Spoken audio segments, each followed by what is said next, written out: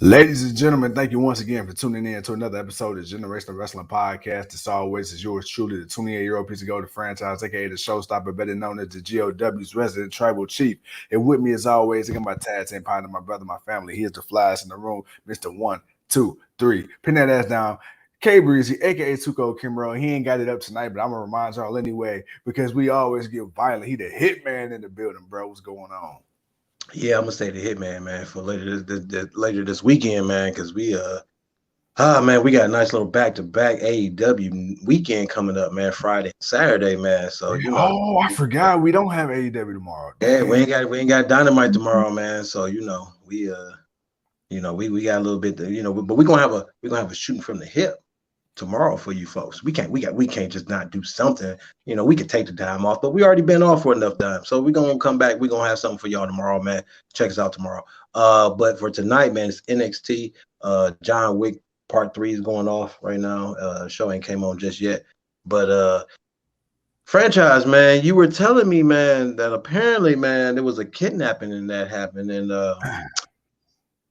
And my first question to you wasn't, oh my God, who got kidnapped?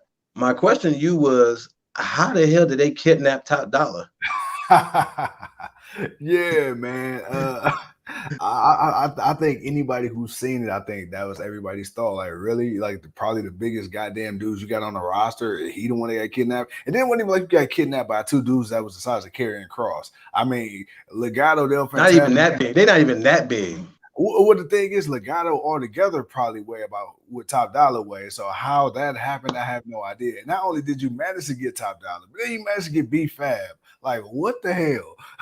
B-Fab, I get. Okay, you got B-Fab. Cool. But at the same time, if you got Adonis, cool. But Top Dollar, not the Top Dollar for real. The big, like you say, the biggest dude in the group. Like, really? You got him? Like, come on, man. Nah, man. Adonis, I could see you getting Adonis and B-Fab. All right. I could see that. Without question, I'm not even questioning. Oh, damn, they got B-Fab and Adonis. All right, cool. We're gonna see how that works out. Top Dollar though. Yeah, I'm I'm not. Nah. He said, yeah, I'm sorry. I'm at a Pitbull. Hey, Pitbull. Hey, man, make sure you get on the stage, man. Let them know about the GOW, man. Hell yeah, repping that 305. You smell me. Don't worry about it, man. We'll be back tomorrow, man, with a shooting from the hip, man. We're gonna discuss all things wrestling. We're gonna look at the past 4 weeks of what we've been seeing and get ready for this. I guess this what's the name that we're gonna get later on next week? That Crown Jewel. That's what it is. What actually that card, dude? I'm not gonna lie to you. Crown Jewel actually look like I may actually try to watch it. Okay, now I'm watching it. Okay. Oh, I'm watching Santos. Okay, Santos beating up Swerve. All right. Really, y'all just tossing big. Y'all just got the big man in the truck like that. Y'all got the big man in the truck like that. Really? I told you, man. They went after your boy Top Dollar. Who? How did it not? Really? That's how that worked out. And they put his big ass in the trunk. Like, how the hell he ain't get out? 2, how he ain't wrecking shot? Come on, man. All right. Okay. All right. It is what it is. I told you. I mean, you got to play along. Hey, what's crazy? How you gonna get kidnapped and then get caught up to Before you go, let's kidnap you. Oh man. All right, man. Let's run down this card for tonight, man. We know we got Swerve and Escobar for the North American Championship, man. What else we got, man? All right, then we also got Tommaso Ciampa versus Joe Gacy. If Joe Gacy ends up winning this match against Ciampa, he'll be included in the triple threat match with Ciampa and Braun Breaker for that NXT Championship. And then, of course, like you said, we got Isaiah Swerve Scott versus Escobar, Santos Escobar for the North American Championship. Then we got Kyle O'Reilly and your boy Von Wagner versus Pete Dunne and Ridge Holland. Then of course we got Lash Legend. She gonna have her talk show lashing out. She claims she got some hot tea to spill. Then we got Diamond Mine's very own Ivy Nile. She's gonna make her in-ring debut. I'm actually kind of curious. You know, we've seen what everybody else in Diamond Mine can do. Let's see what the young upstart Ivy Nile can do. And then of course we got I think the universally hated between the GOW, Andre Chases. He got class of Andre Chase University, his segment. So we're gonna see what's going on. But man, Tuco, we starting off tonight. It looks like with that boy Joe Gacy. Now, I'm not gonna lie, bro. Like I said this about the last week or two. His character is odd, but I like it. It's almost like a sociopathic type of gimmick, and I don't know, man. It's like that high school like killer. It's remnants of Bray Wyatt. Really. Yes. Just that ability to sit there and say something that will get people to react to you. Not saying he's on his level. He'll if he continues in his path, he'll get better. Yeah. But it's still Ciampa's coming. Yeah, it's it'll take time. It'll take time, and this is the place for him to get it. The question now will be is how fast will he get it? Yeah. And like you said, man, you know, we got that boy Ciampa coming out, man. Hey, you know what? Why not? Let's get it on, man. Let's get it on. Let's let Ciampa go. Let's let Gacy go. Oh, this gonna start off? Oh, and it's the first match. Okay. Cool. Too cold. I'm down now. I don't know what you want to do, man. Man, we on, man. We on. Since we on. You know, we'll hang out for a minute. Why not, man? We ain't talked to the people in a minute. We ain't been on with the folks in a couple of days. So, you know, we had a nice little 3-day break. You know, I think it's only right, man. We blab a little bit with the folks. All right, man. So look, we gonna hang out at least for the first match of the show before we come back on for the review. Too cold, man. Daddy's home. Tommaso Ciampa, multi-time NXT champion, in the ring with the young upstart Joe Gacy. We already know that boy Brian Breaker got a chance at stardom going up against Tommaso Ciampa. But I'm going to ask you this. I think I asked you last week. Do you think it is necessary for a triple threat? I feel like, you know, you should let Brian Breaker get his one-on-one. But do you think they're going to use this as a safety net in case they feel like Brian Breaker may not be fully ready? Most definitely. That's what I said, because you're not sure if he can carry the match. Like, will the match be interesting or will it be boring? And you don't want to have Tommaso Ciampa, you know, overdoing it. You know, he's got to beat Tommaso, and you know, Breaker's going to be Breaker, but at the same time, he's got to be able to do his part. And I don't know if he'll be able to go the length with Tommaso. So to have a triple threat, you can still kind of do the one-on-one, but you don't have to worry about it being, you know, a long-term thing where you always have to worry about that other person that can always come in and interfere or try to get the victory. So a triple threat is fine. Right now, you're trying to showcase two of the top young talents that you know that obviously you're gonna put towards the NXT championship. There's a reason why they're going up against Ciampa. So let's not pretend like we don't see it. For some reason, they think that these guys are the most that are ready at this moment. So let's see what they do with them. I got a question, man. I got a question because Booker T, he made a statement, and I'm paraphrasing a little bit because I read it. I didn't actually watch it or hear it. But he said that Hit Row, if done properly on the main roster, Hit Row could arguably be the most, I want to say, I believe he said the words were, Hit Row could possibly be the best faction ever if they're booked properly on the main roster. Do you see that best ever sentiment being true? Because I mean, they got something, but do you feel like they can legitimately be the best ever if they're booked the best way possible? I could see them being a legitimate name if booked the best way possible. I'll say that because if booked the best way possible. Now, how long? Like, are they going to get a New Day kind of thing? Like, is it going to be like a one-off? Like, how long are they going to be Hit Row before you decide you want Top Dollar to be on his own, or you want Adonis to be on his own? Like, or Swerve is going to turn on him. You know, like, how long before that? Like, what's the length of them being Hit Row? So you got to question that first. And that's why I say, like, do they get a New Day run? Like, the New Day's been the New Day for what? Damn near almost 10 years. Like, it's like, what's up, Benjamin, man?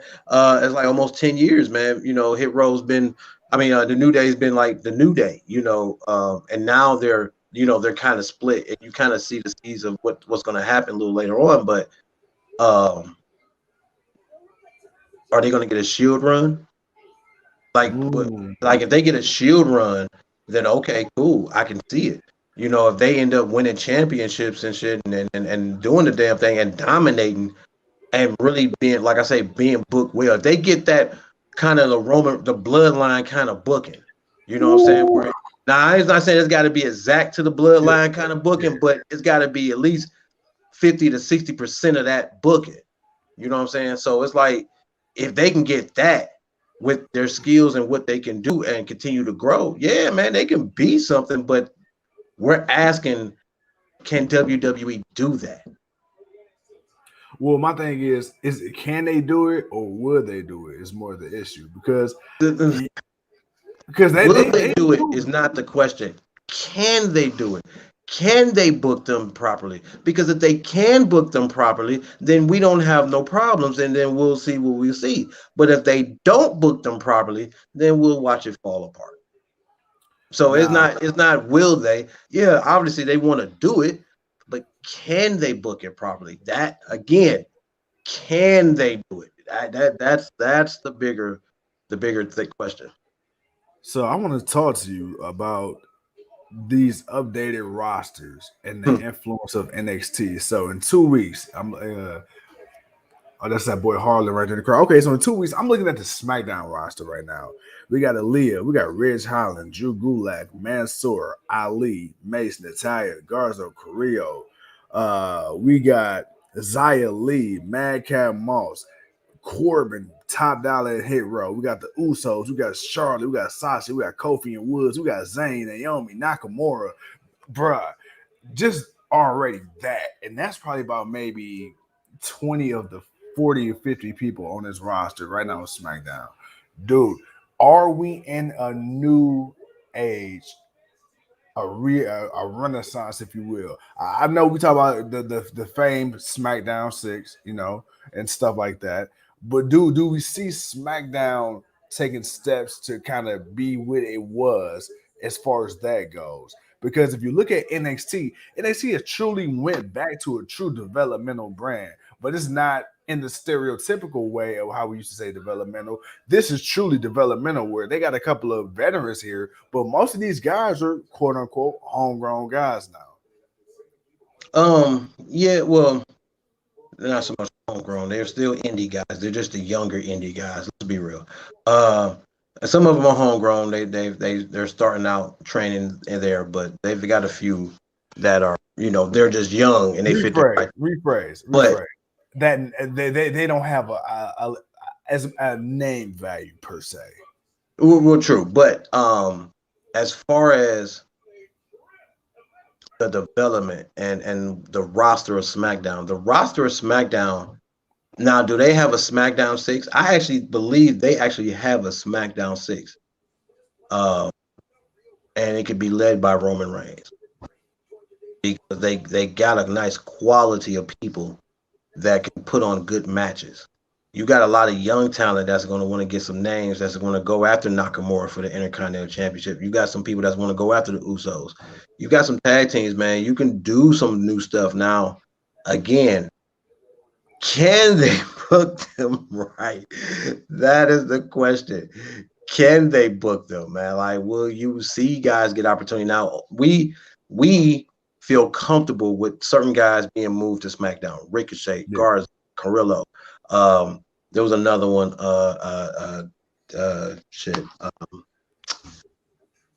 Ricochet, Gorilla, Carl. It was another one that I was glad that moved from Raw to SmackDown, but I can't think of the name. But but a lot of people that we felt like were stagnant, and with SmackDown being more of the wrestling show, right?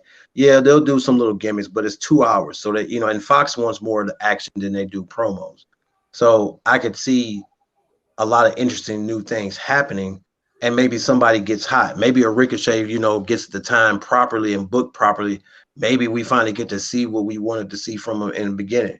Angel Garza and Carrillo, them being the new kind of themselves that they are now, that's kind of interesting moving forward with the tag team division. The New Day, are you going to split Kofi and Xavier up? We say Xavier should turn heel. It's time for him to get some singles championships. So yeah, man. It's a lot of interesting stuff. The question is, can WWE let them be themselves or whatever they need to be to gravitate the audience the way that they want them to, or And need. that's and that's the thing now. I think right now, if you WWE, you gotta go balls to the wall. You gotta let these guys go out here and do the damn thing. Because I think it's proven. You've done it before in the past. It works when you let them go out there and be them. Hey, this shit just comes off more natural. Roman Reigns. As far as Roman Reigns go, Roman Reigns trying to read a scripted promo, fucking terrible. Let him come back as a heel. Let him talk his shit. Let him just say how the fuck he feel. The greatest thing. It's been reported that Roman Reigns is, first of all, he's the top selling heel in the history of the company. 2, his merchandise sales has actually surpassed John Cena's merchandise sales. So John Cena is no longer the number 1 merch seller in WWE, which is crazy when you think about how long he's technically been gone as a full-time performer, still leading. So I think Vince, or I don't think, I know, Vince finally has accomplished what he wanted, and that is Roman Reigns is officially, not superficially, officially WWE's golden egg, man. So Tuco, yeah. So seeing how they try to push Roman before and it was an utter fail, and now seeing this Roman literally being a gold mine for WWE. Do you think that his heel turn came at the right time, or do you think he would still have this success if it came earlier? Well, first and foremost, Gracie and Ciampa are just locking each other with elbows and back arms and kicks and it's got a kick out. But yeah, Roman's the new golden goose, man, because and what I'm starting to notice also is that now fans are starting to cheer him more. When he comes out and say, Milwaukee, Chicago, acknowledge me. Oh my God, you're the best. You still get some boos, but so now you're getting all these chick, man. Look, it's working. Ooh, damn, that was smart. Damn, Ciampa, that was smart. Oh, drop kicking when he goes to do the flip. End it. End it. Put him down. 1, 2, 3. There it is. All right. Well, no triple threat match. It's gonna be a 1-on-1. That was a mean little kick at the bottom. I just seen it just now. Right, but Roman Reigns right now is top heel, of course. The bloodline, the Usos, like it's the way Roman Reigns is speaking truth, but being such an ass about it. And now you got the bloodline rolling with them. They're the tag team champions. They gonna probably hold the belts for a while. Roman's gonna probably hold the belt to WrestleMania. Yeah, man, it's whew, yeah, it's the best thing going. They can't do anything they shouldn't do anything to change it, to mess with it. But Ciampa getting attacked. Who the hell is this? You said, hold on, you're a little bit ahead of me. You said Ciampa just got attacked. Oh, that's I believe his name is Harlan. That's the guy that WWE recruited, young cat. He used to be known as Parker Bordeaux. Apparently, he a big deal. He a young cat too. Like I was about to say that's Lars Sullivan's Jr. What's crazy? If you actually see him with his hair grown out, he actually looks just like a young Brock Lesnar. Okay. Well, but yeah, man, no, Roman Reigns being the top heel is the best thing for WWE right now. Let them guys on SmackDown kind of just be themselves, but let them do what they do in the ring best, man. Let them be what they are. And as far as Raw, well, we'll hope for the best for Raw, but yeah, At least with the SmackDown side. I mean, Raw has a nice roster, but you kind of see who's going to be the forefront and who's going to be the nothing. Yes, sir. Yes, sir. I know who in the forefront right now. Toxic Attraction. That's Mandy. Yeah. Mandy. I can't believe the day has come, bro, where I bust out a Mandy Rose chant. Oh, Lord. Hey, man. NXT. Yeah, go ahead, man. They doing that thing, man. Hey, I mean, but you know what the crazy thing is, man? If you got Megan Thee Stallion out here doing what she doing, what they gonna really say about this? Yeah. I mean, for real. For real. Cardi B and all of them. What you really gonna say? What can you really say? Hey, body positivity, man. Hey, right. So, right. So, you know, it is what it is. Yeah. Hit over that Terrence Howard. I like what I say, man. Well, it don't mind. But it don't. Is that Mandy Rose? She went from a blonde to a brunette, man. I told you, man. Little color change that do something for you.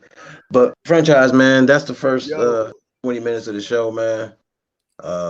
We got a little bit more to get into, man. We're gonna sit here and watch the rest of this, and we're gonna come on probably at the main event time, talk some little shit, go through the show, and then finish out. Other than that, man, ladies and gentlemen, man, we appreciate y'all, man, kicking it with us for a minute, man. We back. We needed a couple of days off to recuperate from a long work week. And yeah, man, can't wait for this weekend. And yeah, man, we're gonna be back tonight, man. Other than that, franchise, send us on out, Pimpin'. All right, man. Y'all heard, man. We'll be back here at 10:45 sharp for the main event for WWE NXT 2.0. So until then, man, we'll see y'all in a minute. Peace.